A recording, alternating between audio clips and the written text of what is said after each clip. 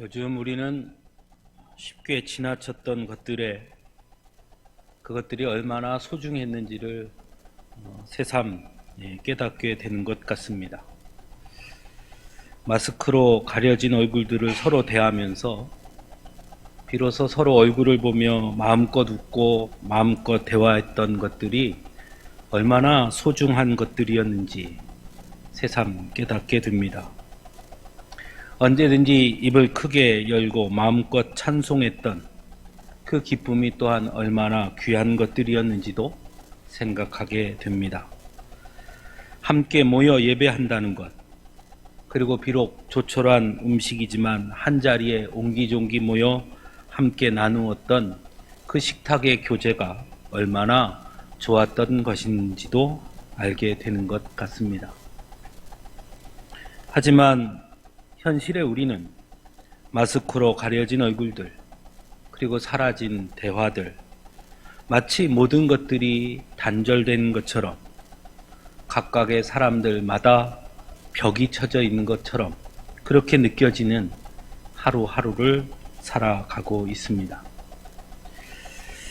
그래서인지 과연 이러한 상황이 얼마나 지속될까 염려스럽기도 하고, 또 이러한 상황 속에서 과연 그리스도인은 어떻게 살아야 하며 어떤 모습을 드러내야 하는지 더욱 고민되는 것 같기도 합니다.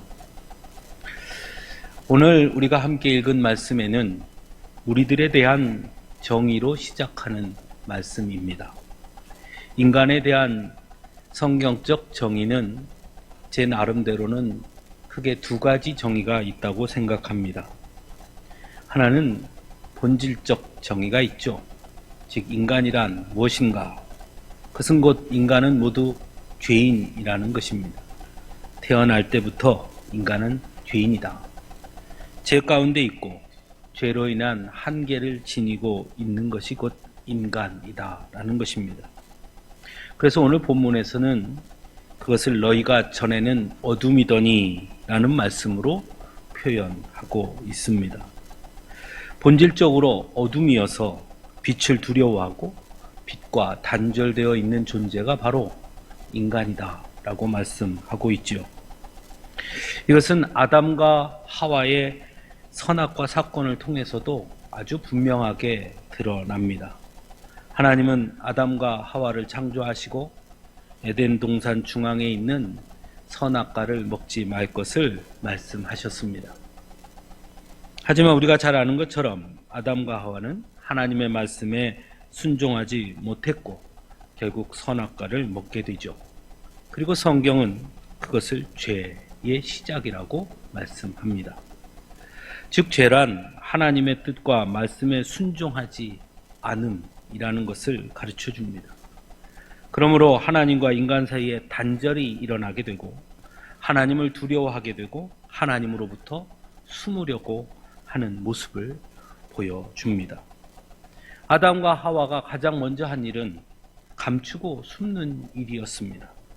벌거벗음을 알고 무화과 나무 잎으로 스스로를 감추었고 또한 하나님으로부터 숨으려 했습니다. 자신들이 했던 행동에 대해서도 서로 탓을 하며 숨기기에 급급한 모습을 보여줍니다. 또한 예를 든다면 선지자 요나의 이야기에서도 알 수 있습니다. 니느웨로 가라는 하나님의 명령에 불순종한 요나는 다시스로 가는 배에 오릅니다. 그리고 그는 배의 가장 밑바닥으로 숨어들게 됩니다. 자신을 감추려고 했던 것입니다. 이처럼 감추는 것, 이처럼 어두운 것, 이것을 성경은 우리의 본질적 모습이라고 말씀합니다. 코로나19 이 사태의 시작 역시 비슷했습니다. 중국에서 처음 이 환자가 일어났을 때 중국은 감추기에 급급했습니다. 북한에는 현재까지 코로나19 발생자가 없다고 말합니다. 그러나 과연 진짜 없는 것이냐? 어느 누구도 없다고 말하지 않습니다. 자꾸 감추고 숨기려고 합니다. 그것이 결국은 오늘날 전 세계의 큰 문제가 되고 말았습니다. 우리나라도 마찬가지지요. 처음 우리나라에 코로나19 확진자가 나타난 이후에 우리 정부는 아주 빠르게 대응했습니다. 하지만 우리나라에도 숨기고 감추는 이들이 있었습니다. 바로 신천지 사람들이었죠. 그들은 감추고 숨겼습니다. 거짓을 말했습니다. 그리고 그것이 결국 오늘날 온 국민들을 두렵게 하는 사태에 이르게 되고 말았습니다. 어젠가요? 광주에도 확진자가 한 명 늘었습니다. 그 역시도 신천지 전도사였다고 합니다. 이처럼 거짓은, 어둠은 자꾸 숨기고 감추려 합니다. 어둠의 속성이 그런 것이죠. 하지만 오늘 본문에서 하나님은 우리에게 이렇게 말씀합니다. 전에는 너희도 그런 어둠에 있었으나, 어둠이었으나 이제는 빛이다 라고 말씀합니다. 저는 이것을 인간에 대한 신앙적 정의 또는 고백적 정의라고 말하고 싶습니다. 즉 본질적으로는 어둠일 수밖에 없었으나 예수 그리스도를 만나고 그를 주님으로 고백할 때 인간은 빛이 된다는 것입니다. 그래서 오늘 본문에서도 너희는 빛이다 하지 아니하시고 주 안에서 빛이다 라고 말씀합니다. 죄로 인해 하나님과 단절됨으로 어둠에 거하고 숨기고 감추려 하는 인간 앞에 빛 대신 하나님께서 다가오시는 것입니다. 그래서 묻습니다. 아담아, 내가 어디 있느냐? 그리고 그의 감추려고 했던, 그가 숨기려고 했던 그 모든 것이 드러나게 되는 것을 알게 됩니다. 요나도 마찬가지였죠. 그는 숨었으나 빛 대신 하나님은 그를 그렇게 버려두지 아니하시고 그에게 찾아오셨고 그의 감춤과 숨김은 여지없이 드러나고 말았습니다. 하지만 여기서 중요한 것은 그렇다고 우리 스스로가 빛이 되는 것은 아니라는 것입니다. 오늘 본문에서 말하는 것처럼 우리는 주 안에서 빛이 된 것입니다. 즉 빛이신 주님 안에 거함으로 우리도 빛이 되었다라는 것이죠. 저는 어린 시절 시골에서 살았습니다. 요즘은 시골이라 해도 밤에도 워낙 조명들이 환하게 비추어져 있어서 밤도 낮처럼 환한 것이 현실이지만 제가 어렸을 적 제가 살던 시골은 캄캄한 밤이 되면 정말 칠흑 같은 어둠이 가득 찼던 그런 곳이었습니다. 어린 시절 그런 캄캄한 밤길을 걸었던 기억이 있습니다. 그때 가장 고맙게 느껴졌던 것이 바로 달빛과 별빛이었습니다. 어둠이 짙으면 짙을수록 오히려 달빛과 별빛은 더욱 빛나게 보였습니다. 그때는 잘 몰랐지만 후에 알게 된 것은 달과 별은 스스로 빛을 내지 못한다라는 것입니다. 바로 햇빛을 반사하는 것 뿐이지요. 그러므로 해가 없이는 달도 별도 어두운 밤을 밝혀줄 수 있는 빛을 낼 수 없다는 것입니다. 이와 마찬가지로 우리 또한 비슷하다는 것이죠. 결코 우리 스스로는 빛일 수 없다는 것입니다. 오직 빛이신 주님 안에 있으므로 우리가 빛이 되는 것이죠.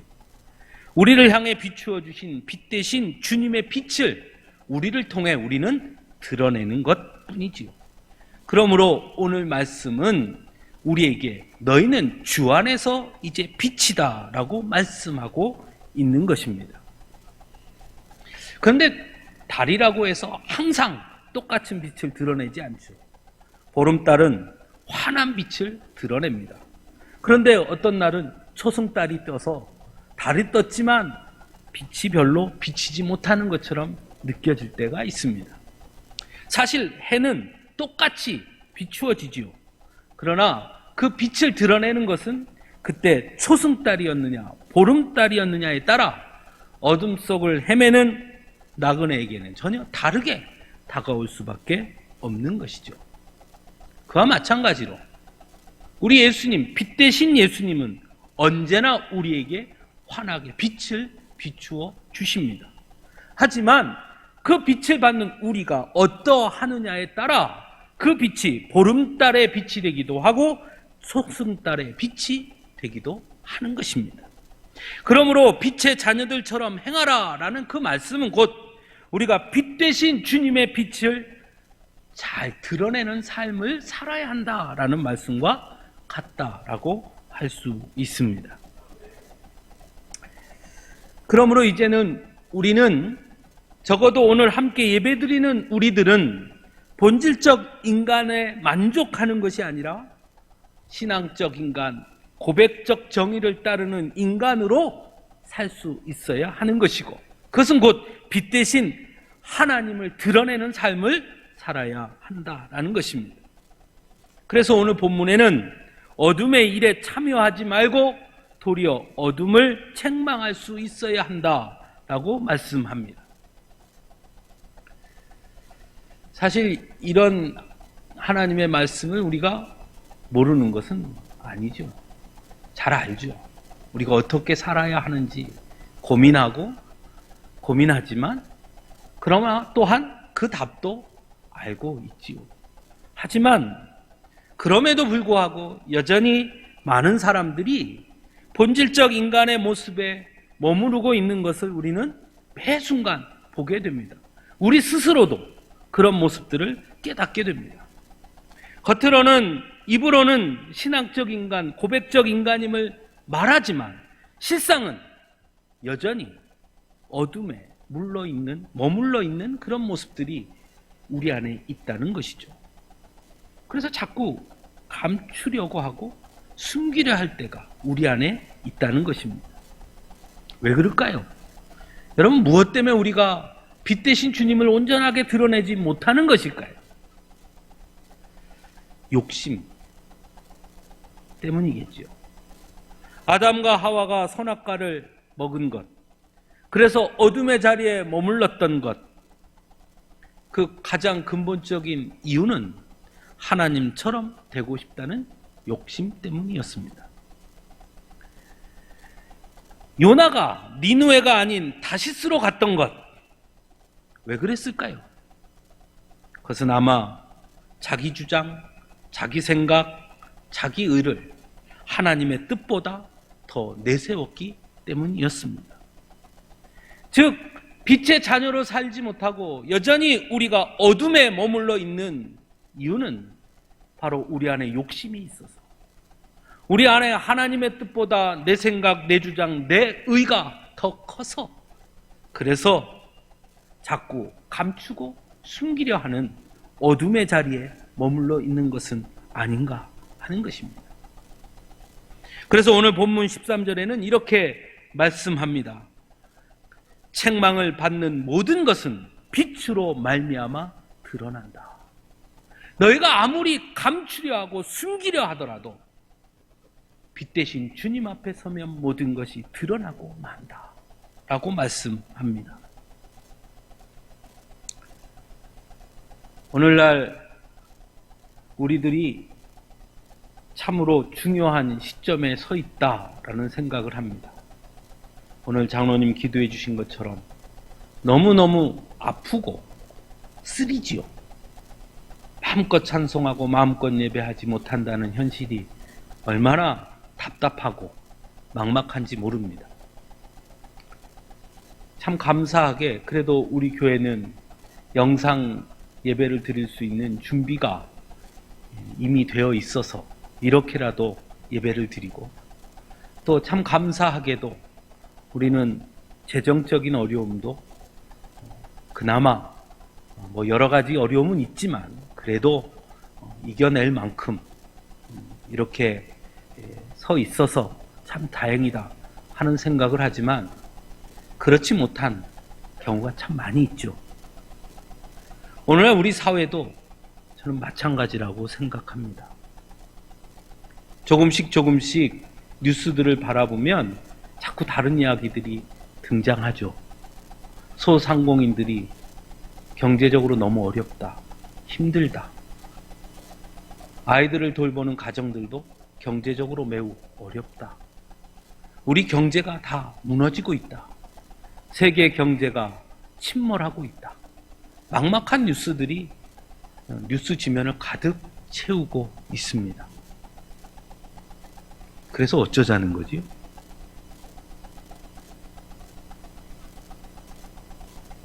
저는 그런 뉴스들을 볼 때마다 그런 생각을 합니다.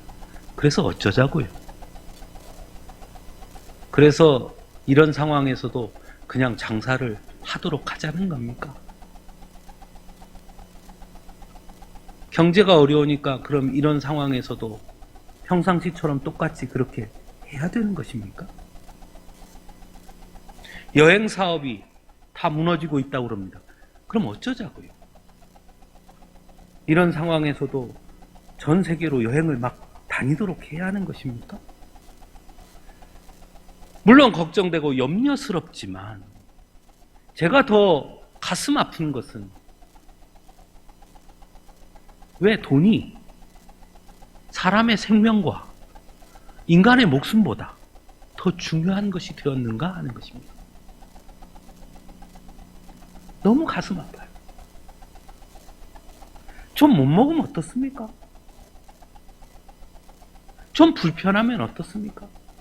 더 중요한 건 한 사람 한 사람의 생명입니다. 우리가 볼 때는 한 사람이지만 그도 어느 가정에 너무 소중한 아들이고 딸일 것이고 어느 가정에 가장 중요한 가장일 것이고 엄마이고 부모일 것인데 돈이 걱정입니까? 전 교회도 마찬가지라서 예배 못 드리는 거, 예배당에 와서 예배 드리지 못하는 거 안타깝죠. 아프지. 어떤 분들이 이런 글을 올려놓은 걸 봤습니다. 아, 왜 자꾸 교회만 뭐라 그래? 그럼 극장 같은 데도 다 문 닫게 해야지. 극장에도 사람들 모이는데. 아, 그러면 왜 공무원들은 출근해서 일해? 그럼 왜 병원은 놔둬? 그럼 뭐 하자는 거죠?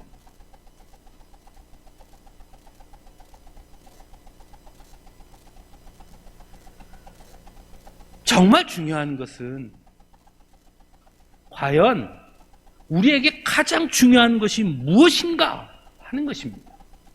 언제부턴가 우리는 욕심이 일상이 됐습니다. 언제부턴가 인간의 탐욕이 너무 자연스러운 것이 되고 말았습니다. 그건 당연한 것처럼 여기는 거예요. 오늘 본문은 우리에게 말씀합니다. 그래서 너희는 빛의 열매를 맺는 삶을 살아야 됩니다. 세상의 것을 따르지 말고 빛의 열매를 맺는 삶을 살아야 한다. 왜냐하면 너희들은 더 이상 어둠의 자녀들이 아니고 본질적 인간이 아닌 고백적 인간이고 신앙적 인간으로 거듭났으니 그렇게 살아라. 오늘 본문의 빛의 열매에 대해서 모든 착함과 의로움과 진실함이라고 말씀합니다. 그런데 이 말씀보다 더 중요한 말씀이 있습니다. 그 다음 말씀이에요. 뭐냐면 주를 기쁘시게 하는 것이 무엇인지 시험하여 보라 라는 말씀이에요. 우리 성경에는 시험하여 보라 이렇게 되어 있는데 새번역 성경에는 주가 기뻐하시는 것이 무엇인지 분별하여 보라, 분별하여 행하라 라고 말씀합니다. 여러분, 착한 거 싫어하는 사람이 있습니까? 의로운 거 나쁘다고 말하는 사람이 있습니까? 진실하지 말아야 한다고 말하는 사람이 있습니까? 그것은 성도가 아니어도 모두가 하는 말입니다. 모두가 의로워야 하고 모두가 착해야 되고 모두가 선해야 된다고 말합니다.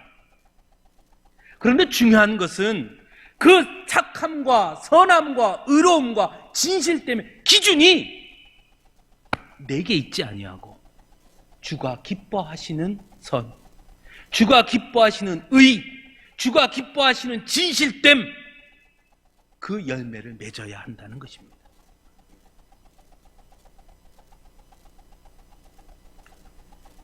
저 역시도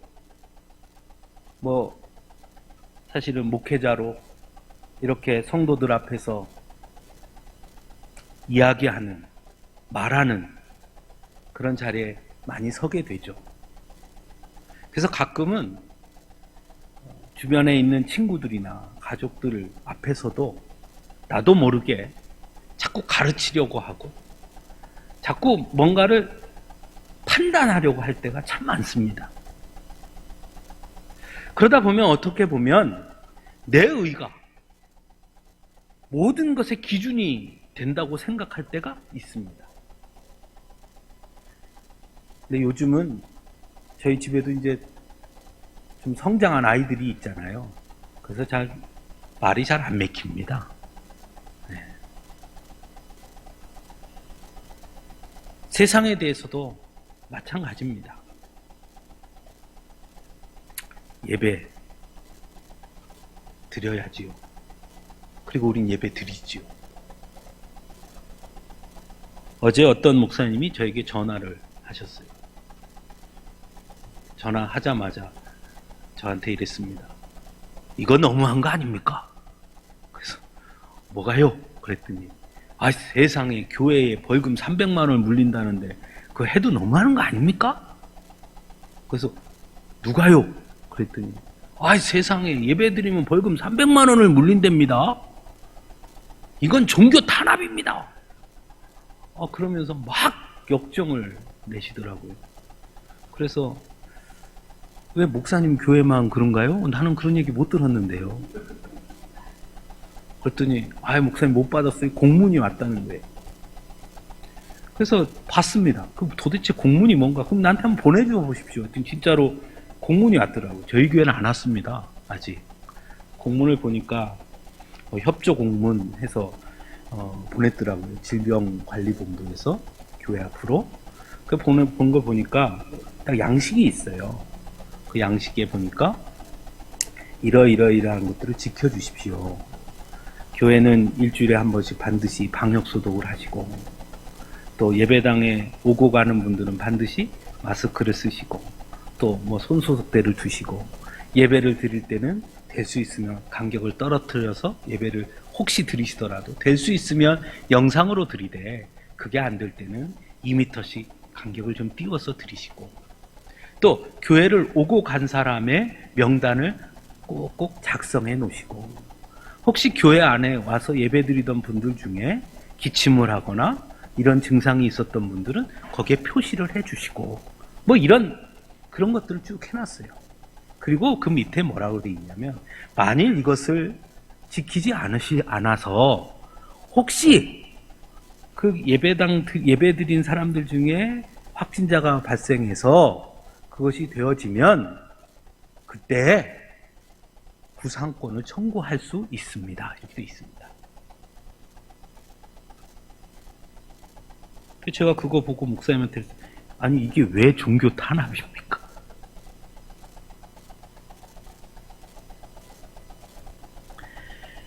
선이라는 것, 착함이라는 것은 선행, 덕행을 의미하는 말입니다. 선한 행동을 해야 된다는 것이죠. 빛의 자녀들이. 그런데 그 선한 행동이 기준이 뭐냐? 주가 기뻐하시는 선한 행동입니다. 하나님이 기뻐하시는 선한 행동이요. 자, 지금 이 시기에 하나님이 무엇을 기뻐하실까요? 우리가 어떤 행동을 하는 것을 하나님이 가장 기뻐하실까요?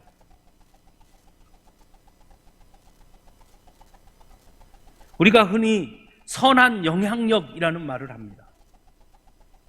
저는 이 위기에 교회가, 성도들이 이 세상 속에 선한 영향력을 마음껏 드러낼 수 있어야 한다고 생각합니다. 근데 지금 어떻지요?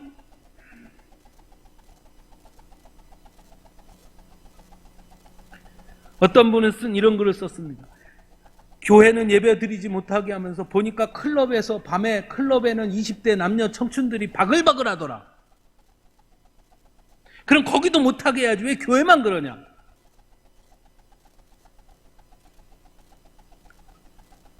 교회하고 클럽하고 비교해야 되겠습니까?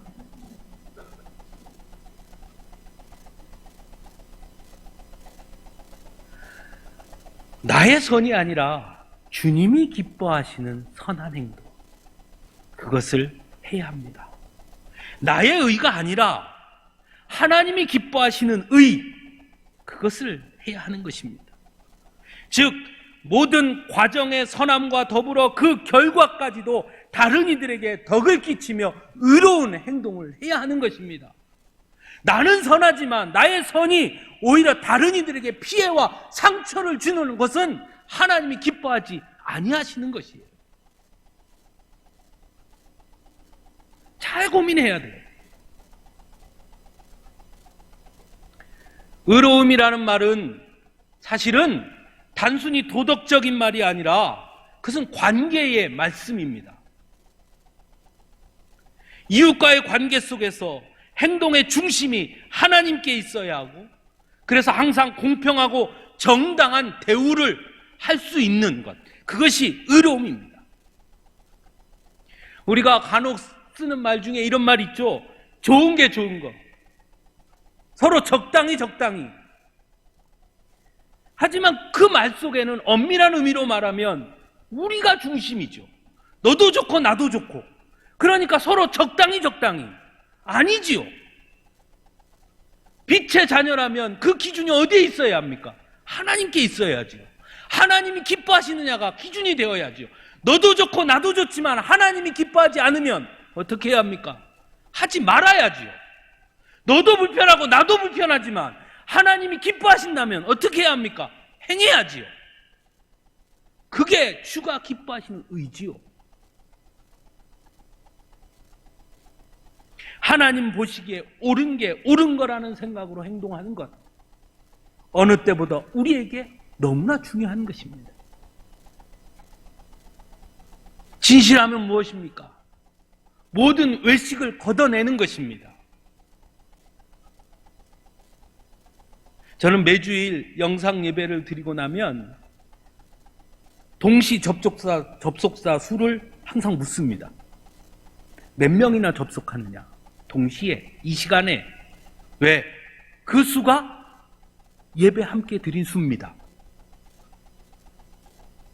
우리 교인들 중에 접속한 사람이 몇 명이냐 알 수 있어요.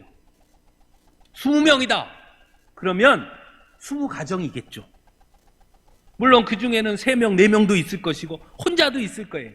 그래서 그냥 훔쳐서 2명씩 생각합니다. 그럼 20명 접속했다. 그럼 우리 40명 예배 드린 거예요. 영상으로.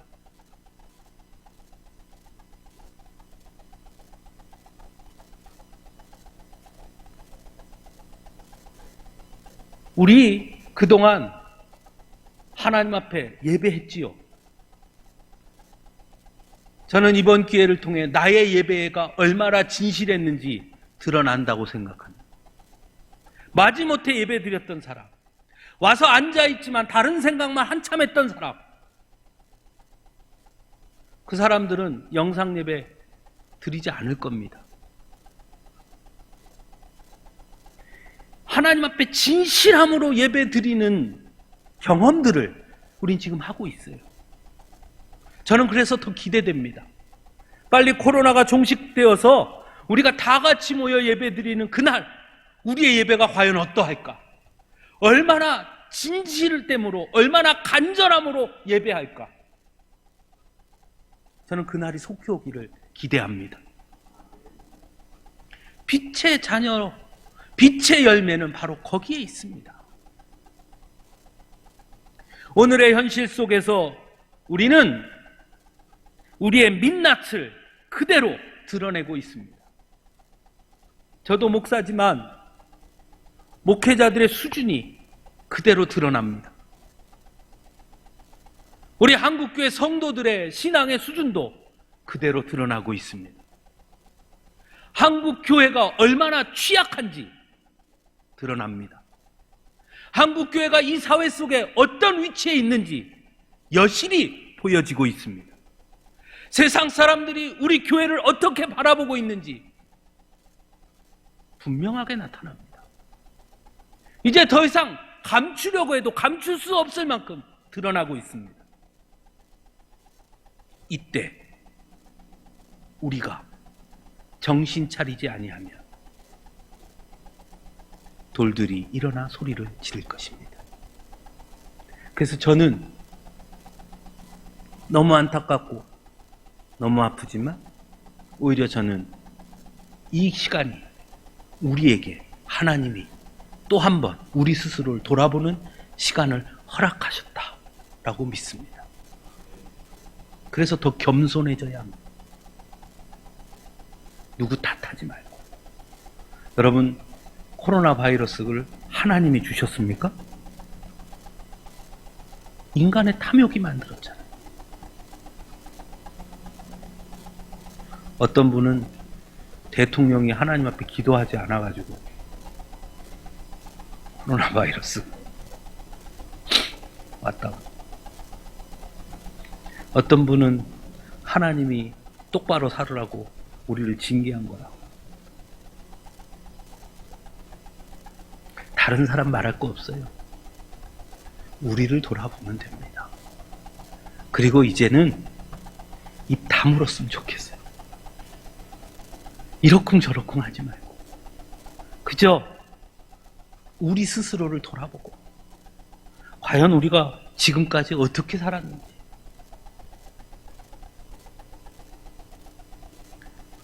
아파트 가격이 떨어진다고 교회가 세워지는 것을 반대하는 현수막이 붙어있는 곳, 그때마다 그런 생각이 들어요. 저 현수막 붙인 사람들 사는 아파트에도 분명 성도들은 있을 터인데, 장애인 시설이 들어서는 것을 반대하는 사람들, 왜? 아파트 가격 떨어진다고. 그 아파트에도 분명 성도들은 살 터인데,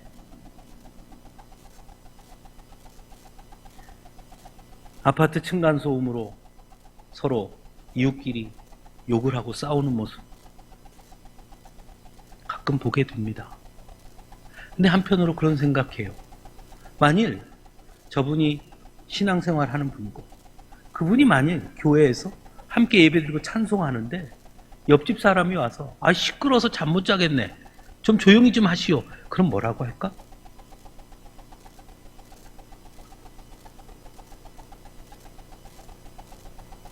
입으로는 사랑과 섬김, 겸손을 말하지만 사실은 우리도 우리 모르게 우리 중심, 우리 이익, 우리의 편리함, 그것만을 쫓아가고 있었던 것은 아닌지 깊이 돌아보게 됩니다. 오늘 말씀은 보면서 저는 이 질문을 가슴에 품게 됐습니다. 성도로 산다는 게 무엇일까? 2020년 이 3월, 과연 성도로 산다는 것은 어떤 삶의 모습으로 드러나야 하는가? 하나님을 믿는다는 건 무엇일까? 오늘 본문의 표현대로 말한다면 빛의 자녀로 산다는 건 어떤 것일까? 오늘 본문의 말씀대로 한다면 빛의 열매를 맺어야 하는데 그 빛의 열매가 과연 우리에겐 어떤 모습으로 맺혀지고 있는가? 사랑하는 성도 여러분, 요즘은 진짜 가짜 얘기가 많이 있죠. 우리 진짜 성도가 될 수 있기를 바랍니다. 진짜 성도 말입니다. 가짜 성도 말고요.